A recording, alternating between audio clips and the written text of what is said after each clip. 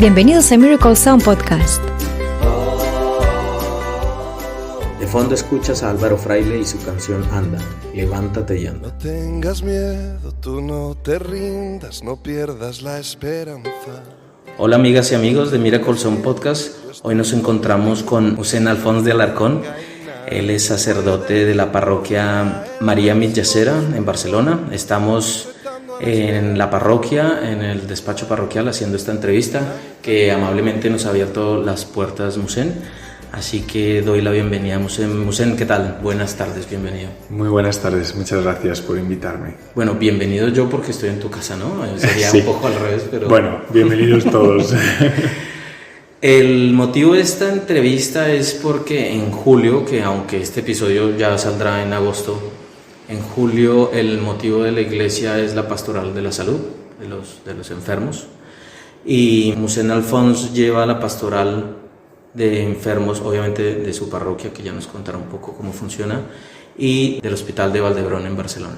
Sí, así es. Como varios sacerdotes. Con varios sacerdotes, sí. Lo hacen, pero un poco acercarnos más a esa labor de sacerdote que está a puertas fuera de la iglesia. Y además de eso, la pastoral de discapacitados. Y nada, preguntarte un poco antes de entrar en esos detalles que queremos tratar de pastoral. Tu entrada al sacerdocio, ¿cómo fue tu llamado? Siempre es algo que me llama la atención, el llamado de los sacerdotes.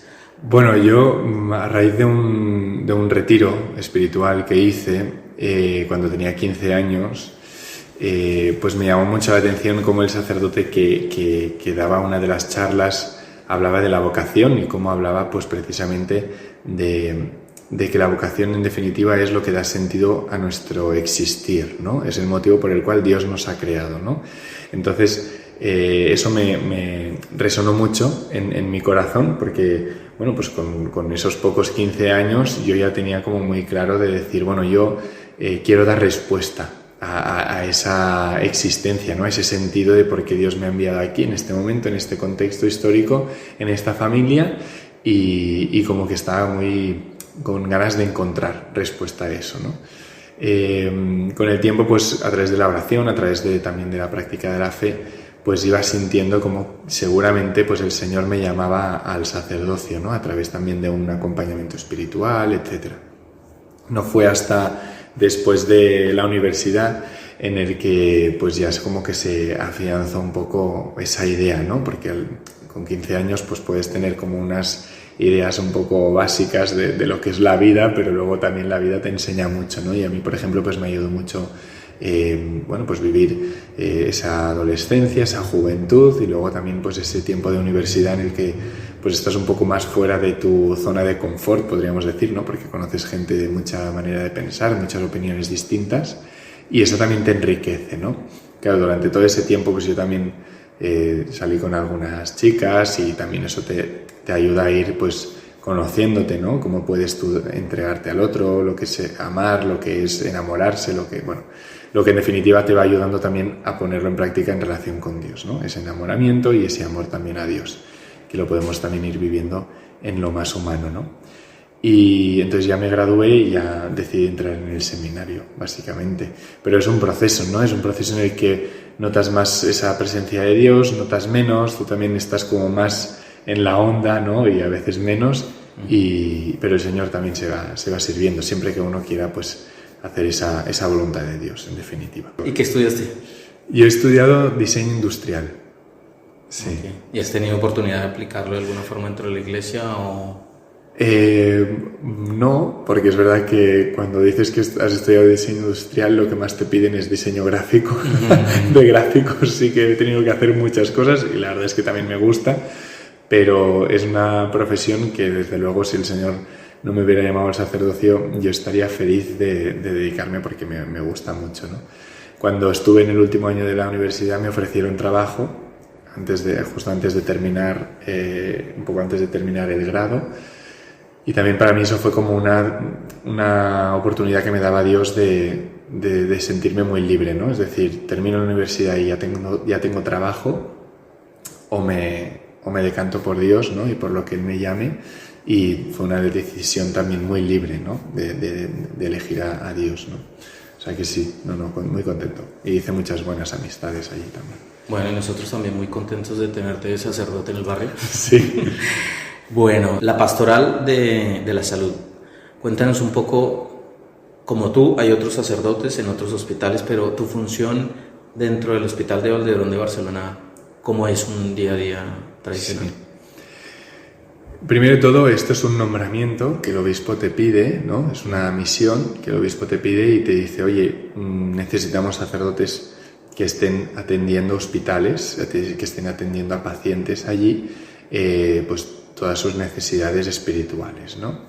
Entonces, para mí fue un reto muy interesante, en el cual ya llevo 3 años y a mí me encanta. O sea, yo soy feliz en el hospital pudiendo atender a la gente porque realmente descubres una realidad de la persona muy profunda, ¿no? Muy personal también, ¿no? Como cada paciente pues va viviendo su enfermedad apoyado por la fe, por su fe, ¿no? Y encuentras muchísimos testimonios de gente mayor y gente joven, incluso niños también, o padres que acaban de dar a luz y pues por lo que sea pues su hijo no va a seguir adelante, ¿no? Entonces una realidad que abarca toda la edad del hombre, ¿no? Y eso es muy enriquecedor. Entonces, ¿cómo funciona? Funciona básicamente que el obispo te envía a un hospital. Aquí en España, según la Constitución, pues los hospitales públicos deben ofrecer un servicio de atención religiosa y espiritual. Esto está por ley y por lo tanto tienen que cumplirlo, ¿no? Y por ahora pues parece que se está cumpliendo.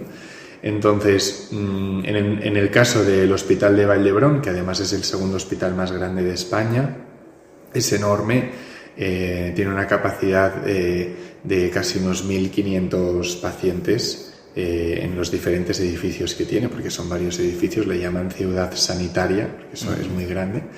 Entonces, allí ahora actualmente estamos 5 sacerdotes.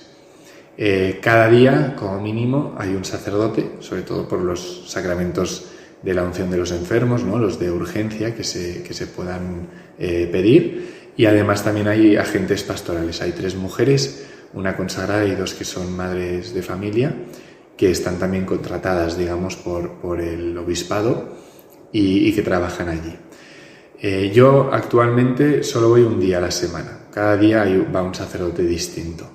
Y yo voy presencialmente, estoy todas las mañanas allí y luego estoy de guardia para que no sea como un conflicto directo con la pastoral que tengo en la parroquia, ¿no? Con las actividades parroquiales. Entonces tenemos un teléfono que si por lo que sea necesitan una urgencia, nosotros estamos conectados 24 horas y asistimos allí, ¿no? A lo que nos pidan.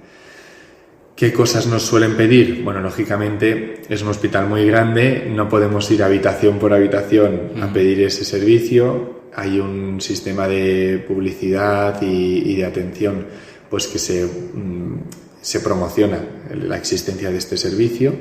Es verdad que podría ser más potente, pero bueno, de momento estamos llegando a bastantes pacientes en los que se da a conocer este servicio de atención espiritual y religiosa, ¿no? Entonces, claro, los pacientes a los que acudimos, la mayoría son creyentes, porque por eso piden el servicio, ¿no? Pero bueno, también llegamos a gente pues que practican otra fe, ya sean cristianos evangélicos, protestantes, también llegamos a musulmanes, a budistas, ¿no? Que en definitiva pues piden que seamos un enlace a su pues, espiritualidad. Sí, a su espiritualidad y a su pues guía espiritual también, ¿no? Entonces nosotros también nos encargamos de poner en contacto a los pacientes de otras religiones con sus guías espirituales, sus pastores o lo que sea, ¿no? Entonces eso también es muy enriquecedor, ¿no? Entonces, ¿cómo funcionamos? Pues nosotros vamos por la mañana allí. En nuestro hospital tenemos un programa informático que nos facilita bastante el trabajo, porque en cuanto una persona ya ingresa en el hospital y pide el servicio, queda registrado y luego se le dan el alta y más adelante vuelve otra vez al hospital, ya queda en nuestra base de datos. Entonces ya podemos acompañar de nuevo a esa persona y nos sale ya automáticamente que ha ingresado en el hospital. No tiene que volverlo a pedir y eso facilita muchísimo las cosas. Entonces, cuando una persona pide el servicio, nosotros vamos allí y le preguntamos qué es lo que necesita, si necesita sacramentos, si necesita acompañamiento, si necesita pues sencillamente que le escuchemos y ya está. Y básicamente es eso, ¿no? Los sacerdotes nos centramos más en lo sacramental, pero también acompañamos, es verdad. La tarea de los agentes pastorales está sobre todo para acompañar, son los que están más días y por lo tanto pueden hacer un seguimiento más pleno del paciente, y los sacerdotes pues estamos allí también para eso, pero especialmente para los sacramentos. Dentro de esa gama, digamos, de creencias, ¿alguna vez te ha pasado un caso puntual de que de pronto alguien que no cree quiera hablar o volver a sus raíces, tener una relación otra vez con Jesús? Ha pasado, pasa poco, pero ha pasado que, claro, al ser un hospital público, normalmente las habitaciones son dobles.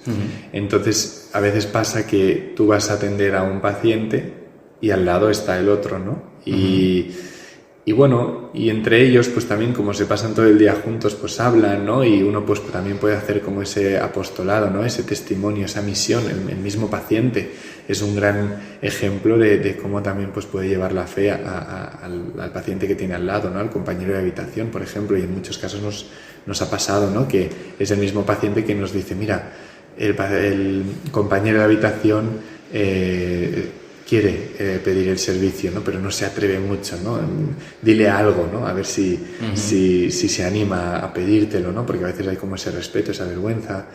Pero sí nos ha pasado, ¿no? Que a veces la gente pues ve el bien que le hace a su compañero de habitación y nos lo pide también, ¿no? De decir, bueno, yo sí soy bautizado, pero no voy a la iglesia, o tuve no sé, pues una decepción con un sacerdote y entonces ya lo he alejado todos los aspectos de la fe de mi vida.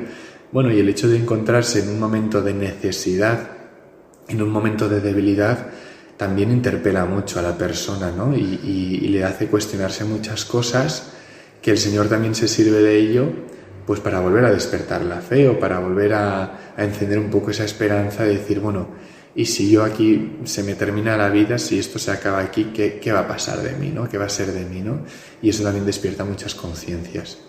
Y es verdad, gente que igual pues no vivía la fe, no la practicaba, la enfermedad y esa debilidad, esa necesidad de Dios les han hecho también agarrarse a la cruz, ¿no? Y agarrarse a Cristo para darle un sentido también a lo que están viviendo.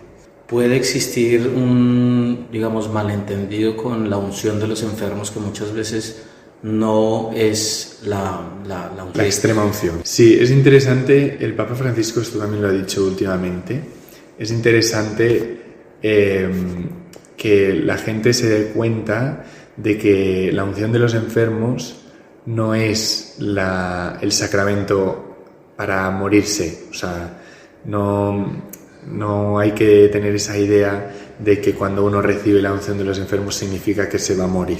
Y esto es interesante comentarlo aquí ahora, ¿no? Porque uno puede recibir la unción de los enfermos siendo anciano, teniendo ya una edad avanzada, y lo hace pues como un reconocimiento de la necesidad de la gracia de Dios en su debilidad corporal, ¿no? Sabemos que el sacramento de la confesión no solo nos perdona los pecados, el de la penitencia, el de la reconciliación, no solo nos perdona los pecados, sino que también nos capacita, nos da esa fuerza, esa gracia para ir superando esas tentaciones del día a día.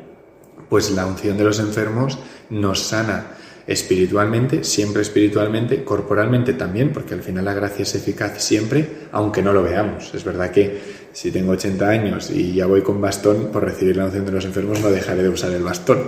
O sea, no es... que a veces sí, es milagrosa, porque al final la gracia de Dios puede actuar allí de una forma también extraordinaria, ¿no? Pero el objetivo tampoco es ese, ¿no? El objetivo es, yo pido un sacramento porque necesito de la gracia de Dios. Y Dios me regala esa fuerza, esa ayuda espiritual y corporal, y por lo tanto, pues yo como hijo suyo, pues lo voy a aprovechar, ¿no? Voy a aprovecharlo y voy a pedirlo, ¿no? ¿En qué casos se pide? Pues decimos, ¿no? En la vejez y en los momentos también, pues efectivamente, pues cuando vemos que una persona ya se está apagando, pues es el momento también es el momento para que, como nadie ha sido creado para morir, no hemos sido creados para morir, pues el Señor también da esa gracia y ese sacramento, ¿no? Para que en un momento en el que se nos rompe todo, que es nuestra existencia, ¿no? Esa separación del cuerpo y el alma, pues que estemos también preparados, ¿no? Y se ve, ¿no? Como mucha gente al recibir el sacramento de la unción, en esos momentos de final de vida, pues consiguen esa paz, ¿no? Porque el Señor les da también esa paz, ¿no? A través de ese sacramento, a través de esa unción. Otros momentos en los que se puede recibir la unción de los enfermos es cuando estamos a punto de ser intervenidos en una operación que puede ser delicada, ¿no? Y que incluso, pues, si sale mal, pues podamos llegar a morir, ¿no? Entonces ahí también es un momento en el que se puede dar la unción de los enfermos.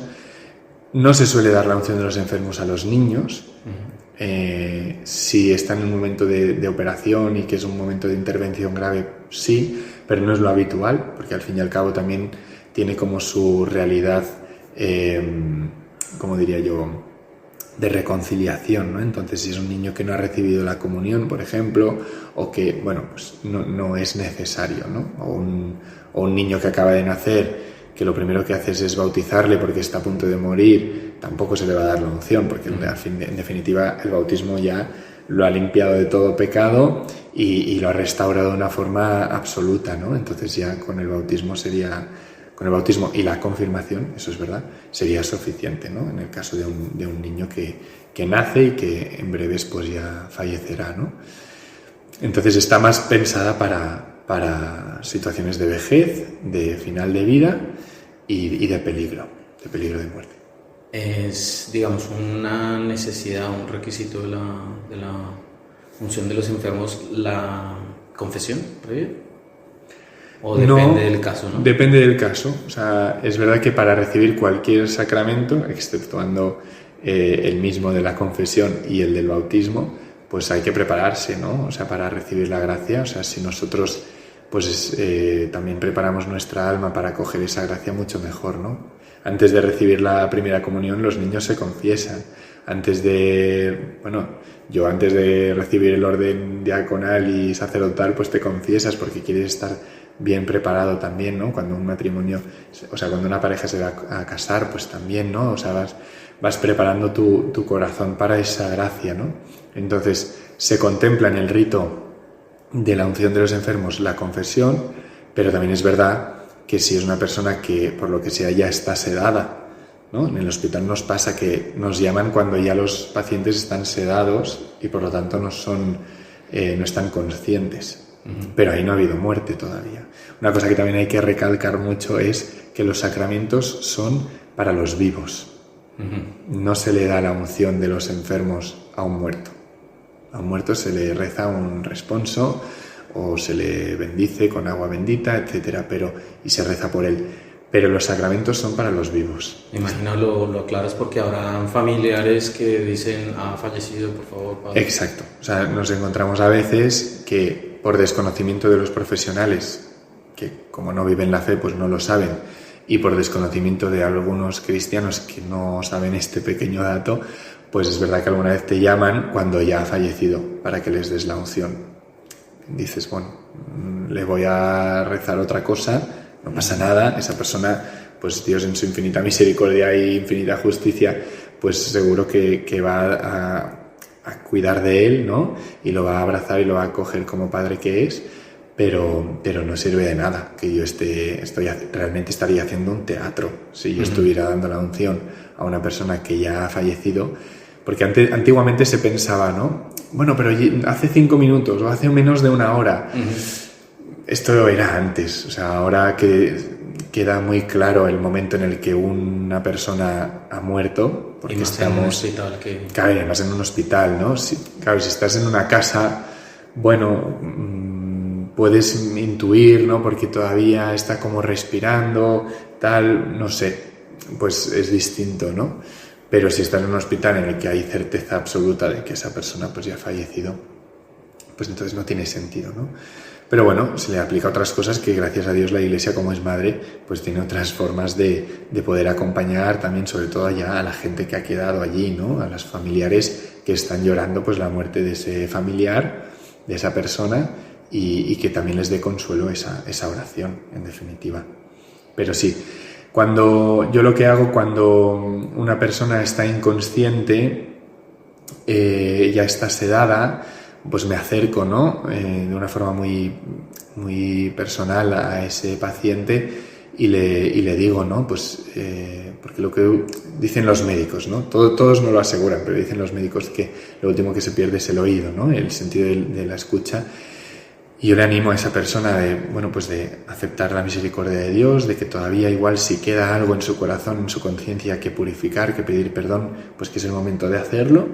Y entonces le doy la bendición apostólica, ¿no? Que es como la indulgencia plenaria que concede el Papa a todas aquellas personas pues que no pueden verbalmente pedir perdón de sus pecados, pero que, como decíamos antes, en su infinita misericordia el Señor pues sabe más y quizá esa persona, aunque esté sedada, pues esté pidiendo perdón, ¿no? En su conciencia, en lo poco que le quede de vida, físicamente hablando, ¿no? Pues pueda arrepentirse y pueda pedir perdón. Entonces yo les doy la absolución, aunque ellos no estén manifestando verbalmente ese arrepentimiento, y por lo tanto son perdonados por gracia de Dios, y después se les da la unción. Y casos, me imagino, en que la familia que rodea, si no todos son creyentes, de pronto no haya unidad en decidir y esté el sacerdote en una situación un poco incómoda de proceder. Me imagino, hay que tener mucho tacto para... Hay que tener muchísimo tacto, y lo que yo sobre todo siempre remarco es qué es lo que quiere el paciente. Porque hay gente que le asusta lo de la unción porque se va a morir ya, ¿no? Y digo, bueno, pero usted tiene que mirar por el bien de su esposo, de su esposa, de su familiar, qué es lo que él querría, ¿no? Qué es lo que ella querría. Entonces hay que priorizar, ante todo hay que priorizar la voluntad del paciente. Y si la familia no le hace ninguna gracia que ahí haya un sacerdote, si el familiar lo ha pedido, si el paciente lo ha pedido, hay que aceptar la voluntad del paciente. Y yo estoy al servicio del paciente. Yo estoy al servicio del paciente. Entonces, hubo una vez, ¿no? Voy a comentar un caso concreto, que el paciente todavía estaba consciente y estaba la familia allí, y le dije, mire, ¿se quiere confesar? Y uno de los hijos se indignó mucho, porque era como, bueno, pero estás viendo a mi padre que tiene 90 años, que es muy bueno, que está así como que ya un poco pues sufriendo, ¿cómo le pides confesarse, no? Bueno, pero es que yo tengo que ofrecerle lo mejor a este señor, y yo tengo que ofrecerle pues todo, ¿no? Y pasa también por confesarse, ¿no? Que luego puede estar más consciente de lo que dice o menos, enterarse más o menos, pero yo se lo tengo que ofrecer. Entonces salió la familia al momento al pasillo y se lo dije al hijo, ¿no? Digo, tú ahora, aunque te cuesta aceptar esta realidad de que tu padre se esté muriendo, lo que quieres es lo mejor para él. Y lo mejor para él y lo mejor que yo le puedo ofrecer ahora es que se reconcilie con Dios, aunque no tenga ningún pecado. Es decir, vamos a aprovechar cualquier oportunidad que nos da Dios para dar la gracia y recibirla, ¿no? Entonces, que ese hombre pudiera confesarse, independientemente de que tuviera muchos o pocos, pues que pudiera recibir ese amor, esa misericordia de Dios, y después esa unción y esa gracia en su cuerpo y en su alma, pues es que es lo mejor que podemos hacer los cristianos, los sacerdotes, ¿no?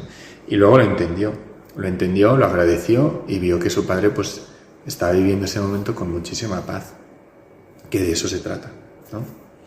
Pero sí, no suele ser así, pero de que hay de todo. Saldrán casos a los miles de sacerdotes alrededor del Exacto, mundo, seguro. Sí.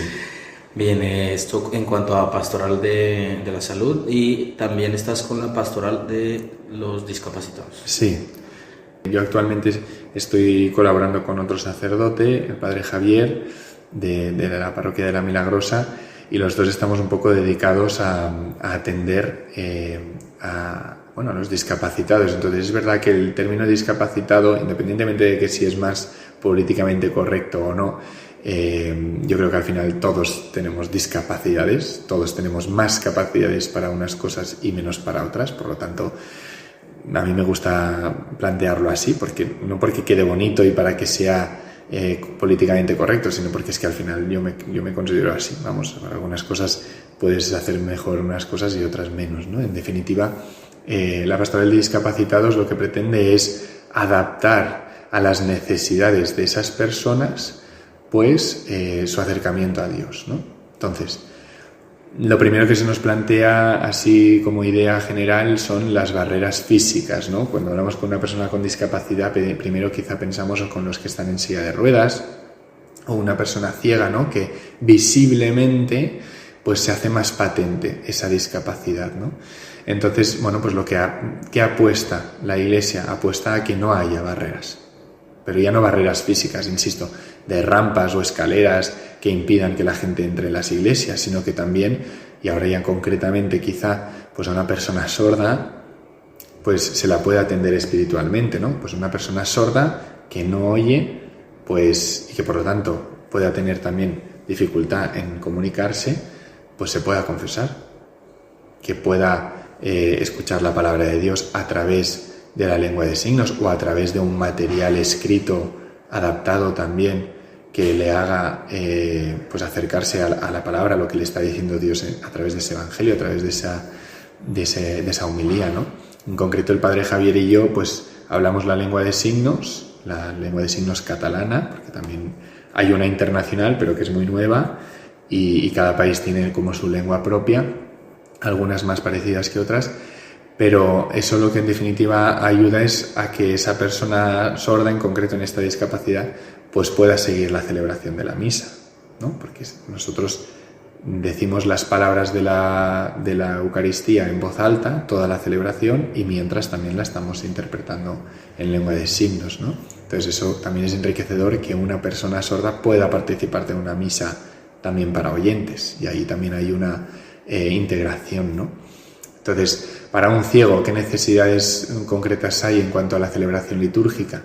Bueno, pues básicamente que la gente lo guíe, lo acompañe, que tenga alguien que lo lleve, ¿no? Pero como oye, pues puede seguir perfectamente la celebración, ¿no? Una persona con silla de ruedas lo mismo, ¿no? Que también sea acompañada, que se le pueda facilitar entrar, etcétera, ¿no? Y luego, bueno, ya está, porque al fin y al cabo la discapacidad de la sordera es como la más, como dice el padre Javier, es la más pobre de las discapacidades, ¿no? Porque es verdad que necesita un apoyo más concreto. Todo el mundo puede acompañar a un ciego, todo el mundo puede empujar una silla de ruedas, más o menos, pero no todo el mundo puede hablar con un sordo, ¿no?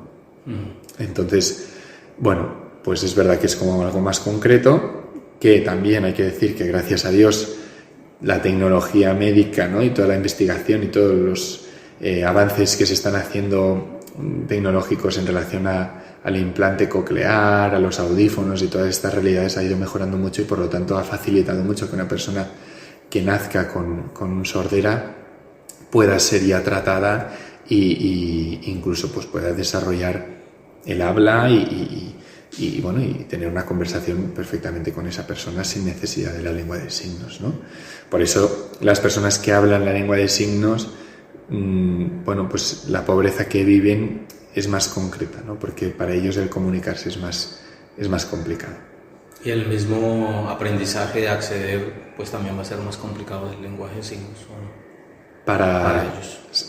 Sí, lo que pasa es que al final, bueno, es como nosotros, o sea, aprenderán un poco más tarde, pero el hecho de que nosotros, los oyentes, no tengamos problemas de audición, desarrolla muchísimo el intelecto. O sea, el oído, el sentido del oído es muy importante para desarrollar el lenguaje y el intelecto, ¿no? Y hacer también construir ideas complejas, ¿no? O lo abstracto, ¿no? Es verdad que la persona sorda, si no se le ha ido acompañando, si no se le ha dado una educación concreta, hay conceptos abstractos que se les hace muy difíciles de entender. Entonces por eso también hay que adaptar a veces la palabra de Dios, ¿no? Las metáforas, los ejemplos que se ponen, que sean como muy visuales, ¿no? Se apoyan más en lo visual para que se pueda llegar a comprender, ¿no? Entonces tiene que ser un lenguaje muy, muy sencillo,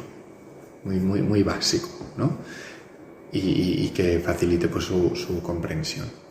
Digamos que dentro del plan de salud que cubre Cataluña o España, están bien asistidos los sordos de nacimiento, me imagino, para poder tener ese acompañamiento, ese desempeño. Sí.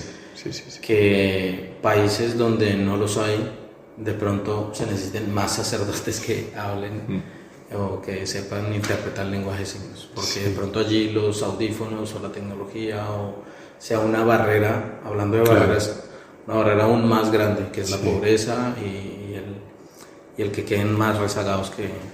Sí, al final la enseñanza que se da a estas personas con sordera, bueno, pues lo que decía antes, tiene que ser todo más visual, ¿no? Y en definitiva es como también se evangelizaba a los principios, ¿no? Cuando a través de las pinturas, ¿no? Era la forma, la gente no leía, no sabía leer, la gente solo escuchaba y veía, ¿no? Entonces esa necesidad de dibujarlo todo, ¿no? Del arte, de la escultura también, de cómo catequizar a la gente, ¿no? Entonces la persona sorda, pues en definitiva se le va alargando también ese proceso a través, imagino, de la pictografía, etcétera, ¿no? Yo no sé muy bien la realidad en cada país y en países también más subdesarrollados, ¿no?